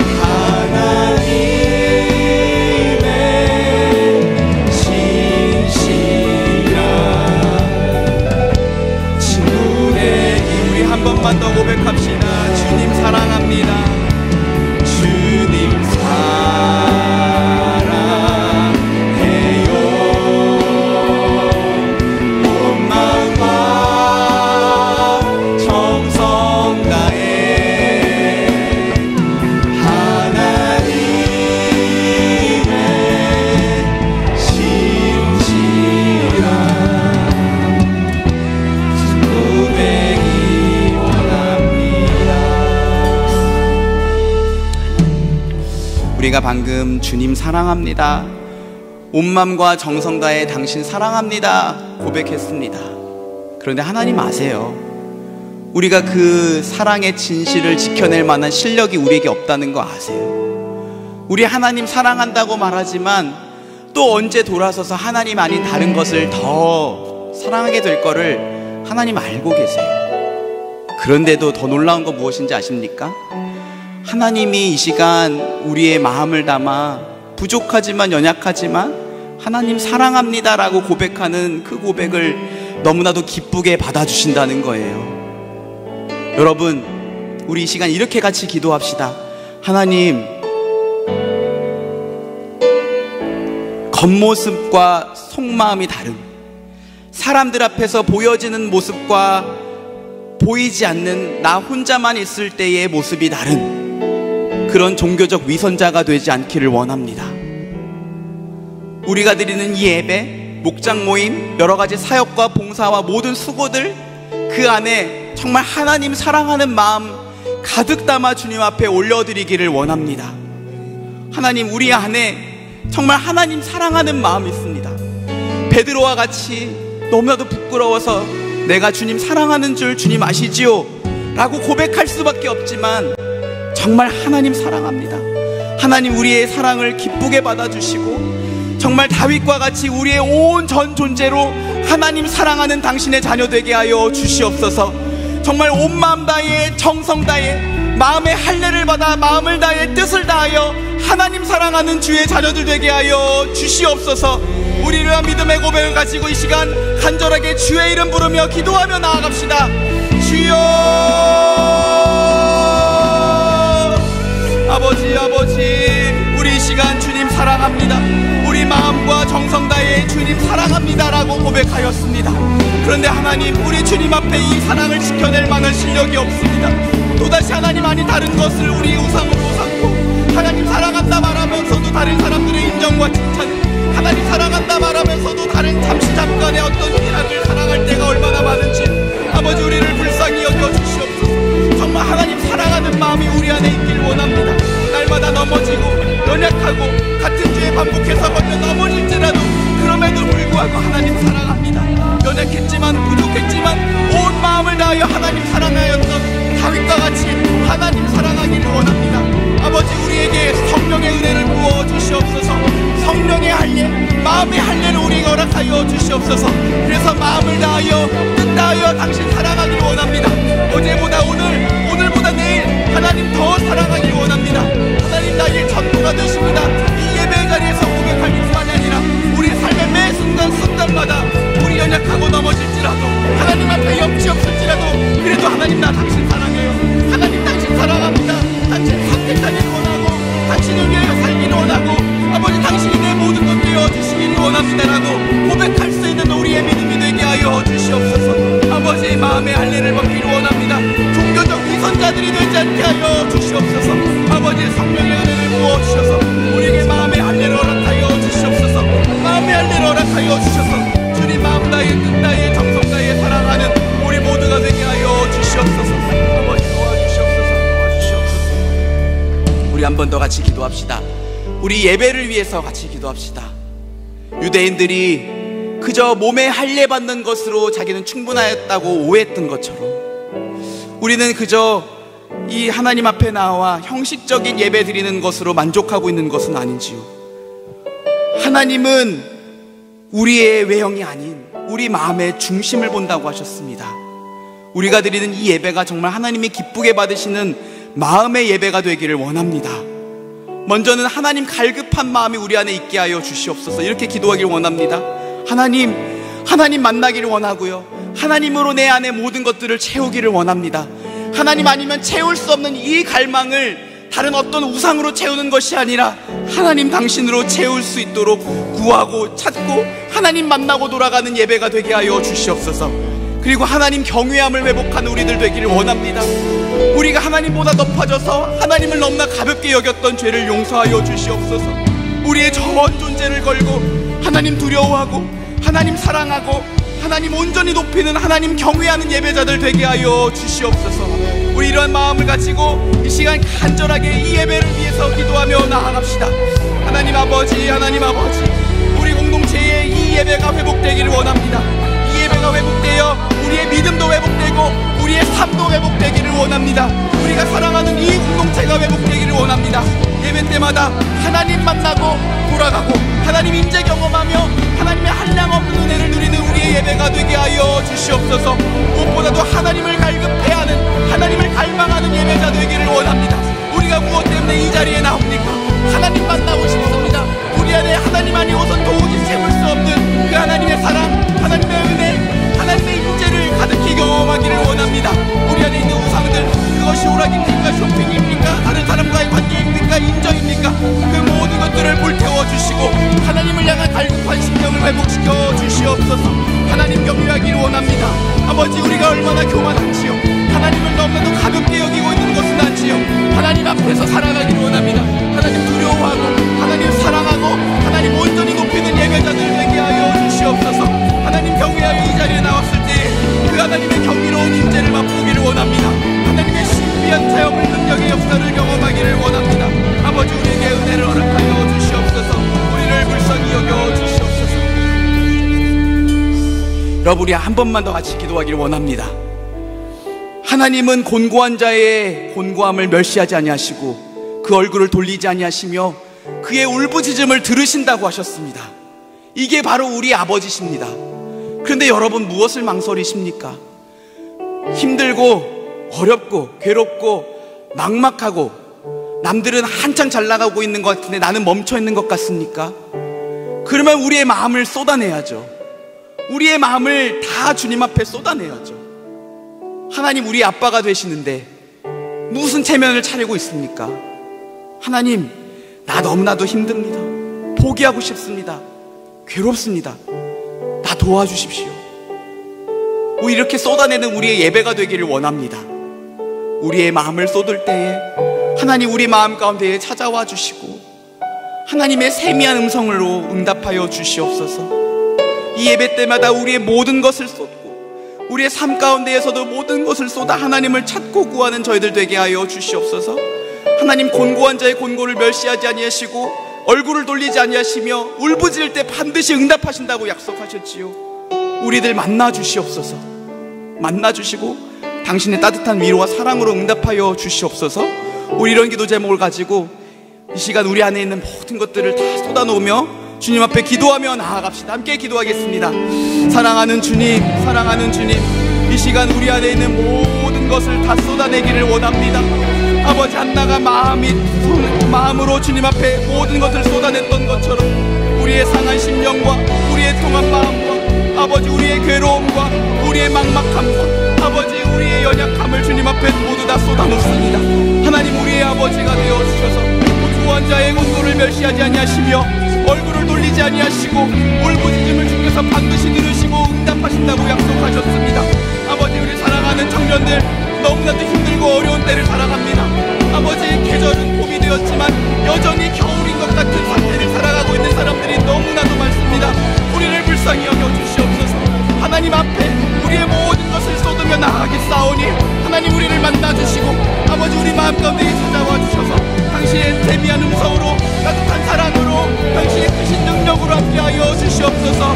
아버지, 우리를 불쌍히 여겨주시고 당신의 은혜를 공급하여 주시고 우리 청년들 살아갈 때에 하나님 이 자리에서 하나님을 간절히 찾고 구할 뿐만 아니라 삶의 매 순간마다 모든 순간마다 하나님 앞에 우리 안에 있는 모든 것을 쏟아서 마음과 마음이 통하는, 마음과 마음이 서로 하나가 되는 그런 예배자로 살 수 있도록, 그런 당신의 자녀가 될 수 있도록 주님 은혜 베풀어 주시옵소서. 아버지, 우리를 불쌍히 여겨 주시옵소서. 우리가 같이 찬양합시다. 주님 사랑해요, 주님 사랑해요. 주님 사랑해요.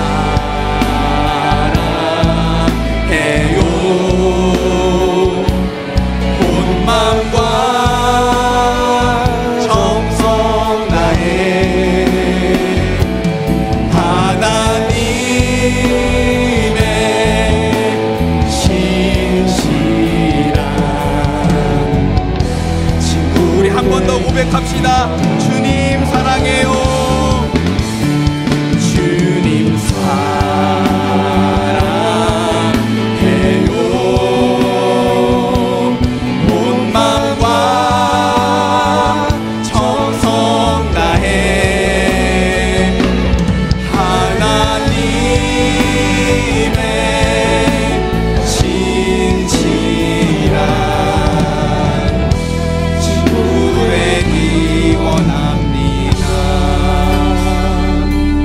고백드렸습니다. 주님, 내가 주님을 사랑합니다.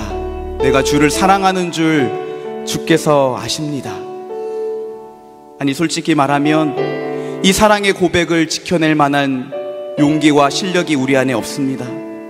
그럼에도 불구하고 하나님 우리에게 완벽한 것을 요구하지 아니하시고 하나님을 향한 이 수줍은 사랑의 고백, 이 하나를 기쁘게 받아주시는 줄 믿습니다.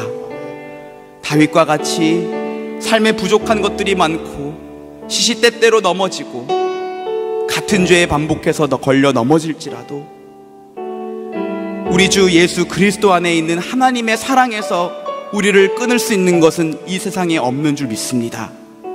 그러니 주님, 하나님 앞에 차면 차리는 것이 아니라 넘어져도 연약해도 다시 일어나, 그래도 하나님, 나 당신 사랑합니다. 나를 위해서 당신의 아들을 내어주시고 나를 여전히 참아주신 하나님, 내가 당신을 사랑하지 않을 수 없습니다. 그래서 어제보다 오늘, 오늘보다 내일 주님을 더 사랑하기를 원합니다. 고백할 수 있는 우리들 되게 하여 주시옵소서. 하나님, 마음의 할례 받기를 원합니다. 마음의 할례를 받아서 마음 다하여 뜻 다하여 정성 다하여 하나님 사랑하는 저희들 되게 하여 주시옵소서. 우리의 예배가 마음의 예배 되기를 원합니다. 그저 습관대로 형식대로 마음과 분리된 예배가 아니라 하나님 없으면 살 수 없다고, 내가 이번 주 하나님 꼭 만나고 돌아가겠노라고 하나님을 갈망하는 예배자들 되게 하여 주시옵소서. 하나님을 경외하기를 원합니다. 하나님을 두려워할 줄 알게 하시고 하나님을 사랑하게 하시고 매 순간 우리의 모든 것을 걸어 하나님만을 높이는 저희 모두가 되게 하여 주시옵소서. 특별히 너무나도 어렵고 힘든 때를 살아가는 우리 청년들 불쌍히 여겨주시기를 원합니다. 두려움과 연약함과 곤고함 주님 앞에 모두 다 쏟아놓을 때에 하나님 그것들을 멸시하지 아니하시고 당신의 얼굴을 들어 우리에게 은혜 주실 것을 믿습니다. 그렇게 하나님 앞에 매 순간 모든 것을 쏟아내며 살아가는, 당신과 마음이 통하는 하나님의 자녀가 될 수 있도록 우리 모두를 축복하여 주시옵소서. 감사드리며 우리 주 예수 그리스도 이름으로 간절히 기도드립니다. 아멘. 다 같이 일어나셔서 함께 찬양하심으로 봉헌하겠습니다. 찬양할까요? 교회는 예수 그리스도의 영광스러운 몸입니다. 교회는 반드시 승리할 것입니다. 함께 찬양합시다.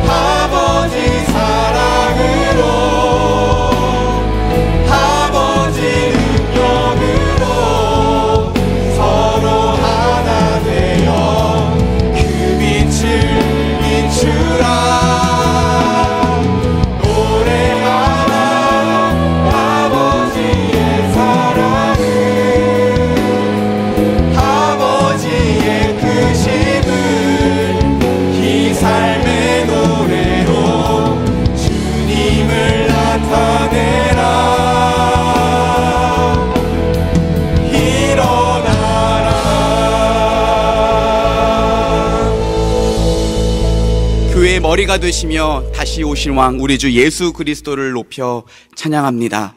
하나님, 이 시간 믿음으로 주님 앞에 예물을 올려드립니다. 감사의 마음으로, 헌신의 마음으로 당신의 통치를 고백하는 마음으로 이 예물을 올려드리오니 주님 기쁘게 받아 주시옵소서. 이 예물과 함께 우리의 믿음과 삶도 주님 앞에 올려드립니다. 우리의 한 주간의 삶이 하나님이 기쁘게 받으시는 거룩한 산 제사가 되게 하여 주시옵소서. 사랑하는 주님, 우리의 연약함과 곤고함과 아픔을 주님 앞에 아뢰옵니다. 물질의 어려움을 겪는 지체들이 있습니까?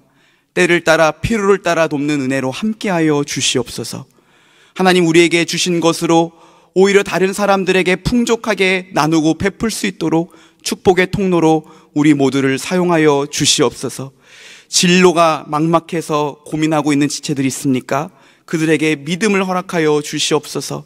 하나님이 우리의 아버지가 되시고 공중의 새를 먹이시고 들의 백합화를 입히신 것처럼 반드시 내 인생을 책임질 것이라는 믿음으로 일어설 수 있게 하여 주시고, 열심히 공부하고 준비하고 수고할 때마다 아름답고 복된 결과를 누릴 수 있도록 하나님 축복하여 주시옵소서. 관계의 어려움으로 아파하고 있는 지체 있습니까? 화평케 하시는 하나님, 그 관계가 회복될 수 있도록 은혜를 베풀어 주시옵소서. 육신의 아픔으로 인하여 괴로워하고 있는 지체들 많이 있습니다. 코로나로 인하여 고생하고 있고, 암으로 인하여 투병하고 있으며, 부모님의 연약함으로 인하여 간절한 마음으로 기도하고 있는 지체들이 있습니다. 그 모든 연약함 가운데에 찾아가 주셔서 주님 만져주시고 치료하여 주시고 회복케 하여 주시옵소서.